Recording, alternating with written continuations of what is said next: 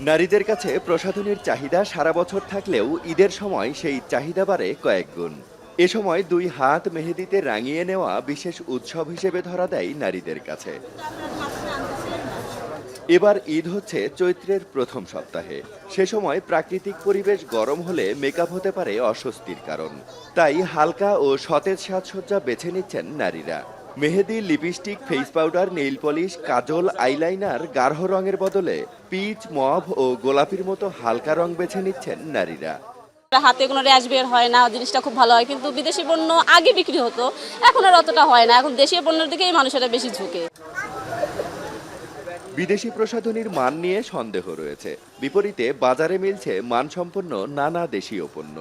ব্যবসায়ীরা বলছেন, বিদেশি প্রসাধনীর মান ও অতিরিক্ত দামের কারণে কদর বেড়েছে দেশীয় প্রসাধনীর।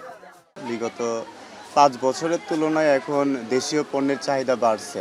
মমতাজ এখন অনেক ভালো চলতেছে, কারণ প্রোডাক্ট ভালো।